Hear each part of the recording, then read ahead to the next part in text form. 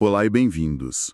Hoje a gente vai mergulhar num material fascinante, as notas de um estudante de Harvard, Jordan Villegas, sobre o que era para ser o seu projeto final. E a ideia era, sim, muito poderosa. Poderosa e provocadora, né? Ele queria projetar fotografias históricas e bem controversas na fachada de um dos prédios da universidade. Só que o projeto não aconteceu. E essa falha, no fim das contas, é que se tornou a parte mais interessante da história. Exato. É a chave para entender tudo.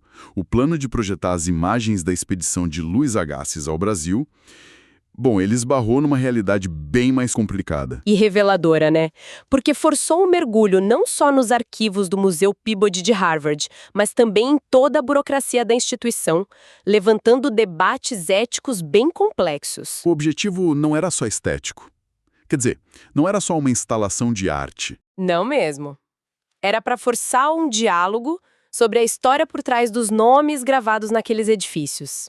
E o nome central aqui é Agassiz. Antes da gente seguir, acho que vale a pena explicar por que esse nome tem um peso tão grande. Ele não era um cientista qualquer. De jeito nenhum. Louis Agassiz foi um gigante da ciência do século XIX, um naturalista suíço que virou uma estrela em Harvard.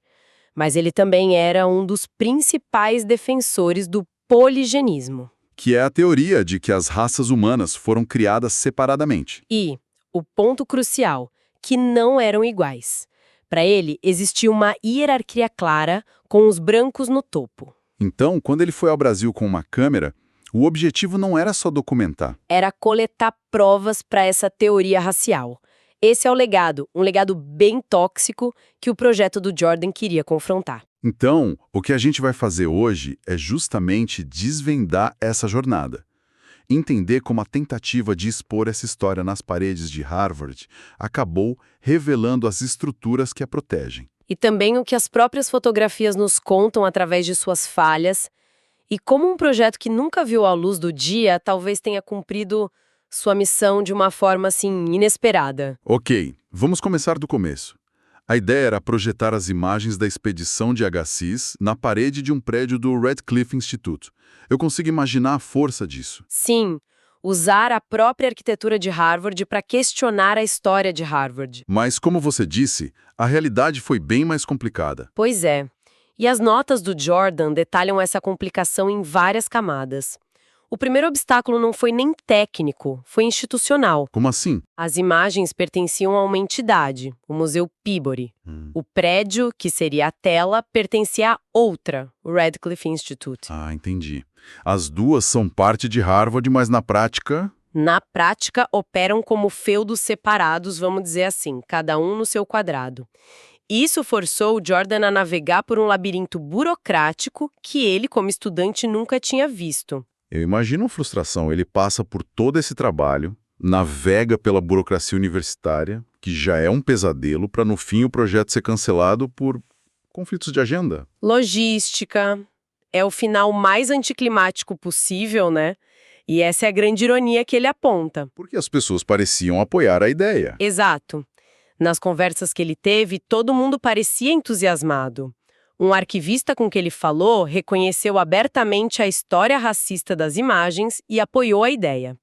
Havia um apoio verbal para ter essa conversa difícil. Sobre a história da universidade, sobre a própria Elizabeth Agassiz, que foi central na fundação de Radcliffe. Sim.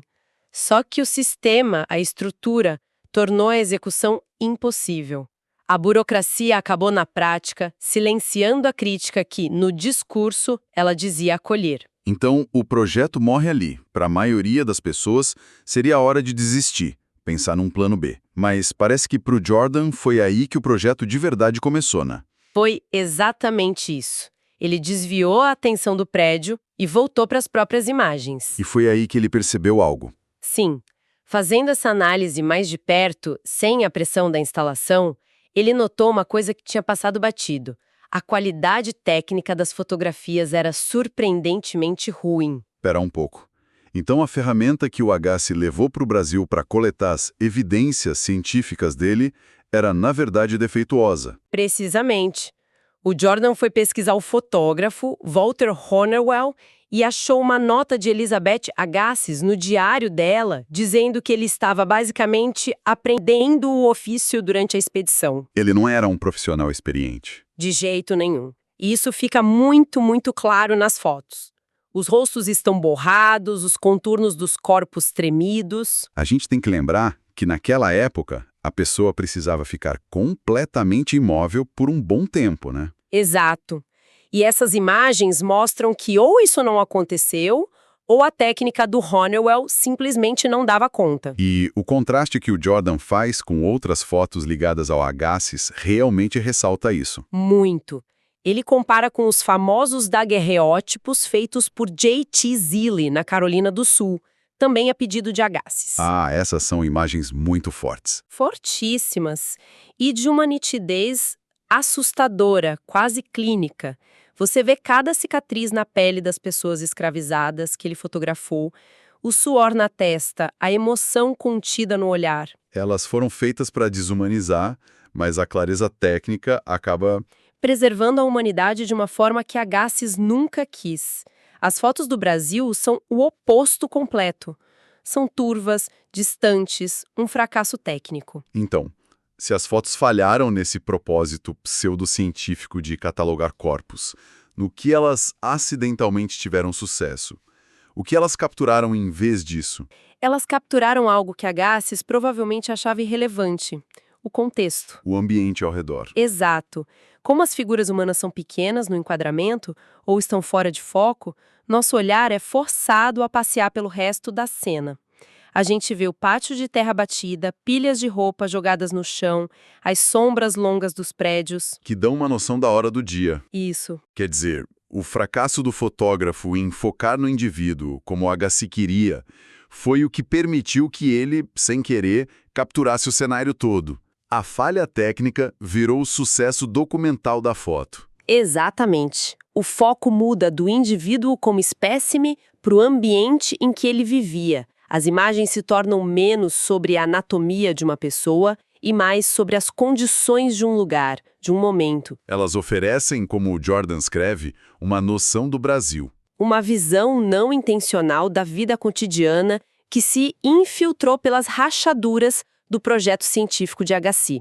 É quase uma etnografia por acidente. E nesse arquivo de imagens falhas, tem uma que se destaca, que parece ser a exceção.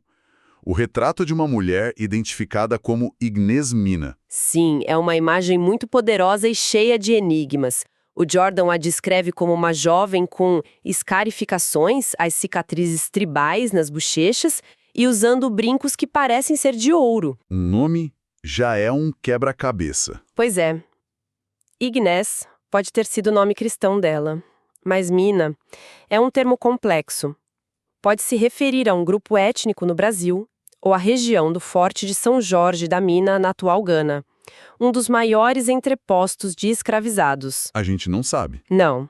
A legenda é muito ambígua. E a composição da foto dela é totalmente diferente das outras, né? As outras parecem improvisadas num pátio. A dela é deliberada, muito mais. Parece um retrato de estúdio, quase. Ela foi fotografada num ambiente interno, com uma cortina de tecido ao fundo, sentada num tipo de banco. É uma composição formal. E existem várias imagens dela. Vestida, nua? E uma de costas, com o braço dobrado para trás. Essa última pose é bem perturbadora, porque sugere uma observação anatômica, totalmente alinhada com os interesses do Agassiz. O Jordan escreve que, ao olhar para o rosto dela, ele sente um pouco mais de emoção, um senso de agência que falta nas outras fotos. Essa é uma interpretação muito forte. É sim. Mas eu fico pensando, quanto disso somos nós projetando nela? Como espectadores de hoje, que querem encontrar resistência nessas imagens, existe o perigo da gente estar romantizando a expressão dela. Essa é uma questão crucial, e ele aborda isso nas notas. Ele reconhece que é uma leitura subjetiva. A gente não tem como saber o que ela estava pensando. Certo. No entanto, o que ele argumenta não é sobre conhecer a mente dela, mas sobre observar a diferença em como ela se apresenta e como foi fotografada. Ele contrasta o olhar direto dela, quase desafiador, com os olhares vagos ou desviados nas outras fotos. Então não é sobre a intenção dela, mas sobre o resultado, a imagem em si. Exatamente. A singularidade da imagem dela no arquivo é inegável. Ela se conecta através da lente de uma forma que os outros não conseguem, ou não lhes foi permitido. E a tragédia final é que a história por trás dessa imagem, quem Ignaz realmente era, provavelmente se perdeu para sempre. Sim, o Jordan descobriu que grande parte dos metadados, as informações de contexto, desapareceram.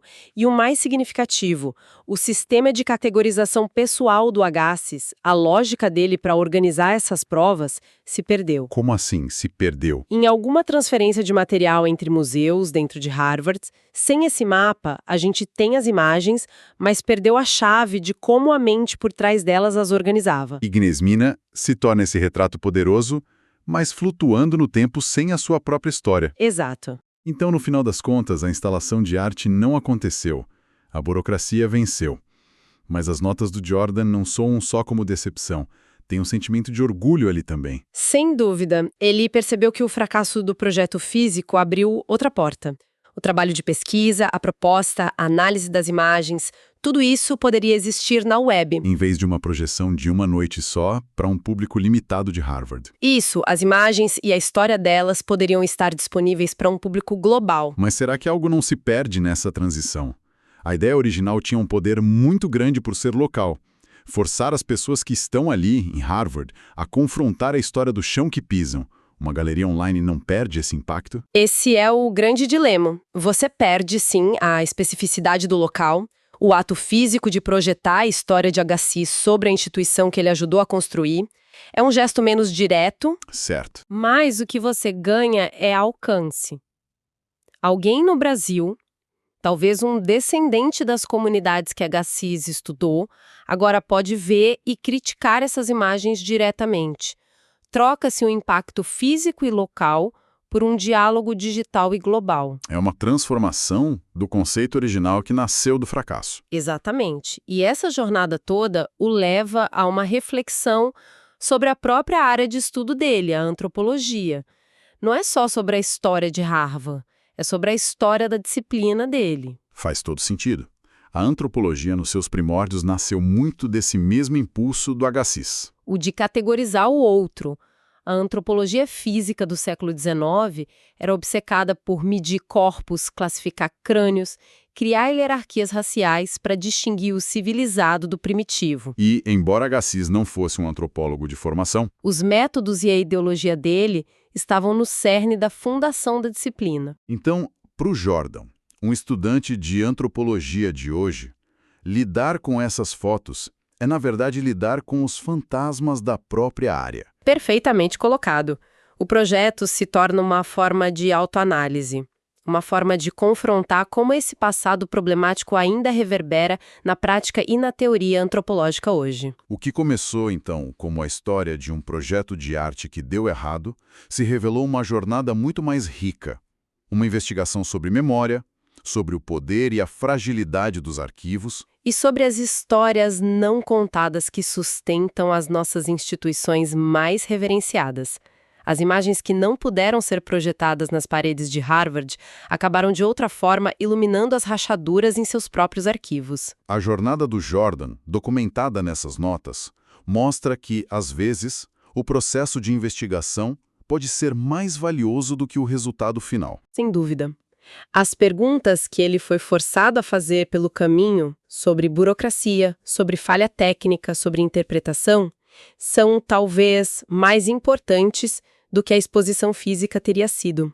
E isso nos deixa com uma última reflexão.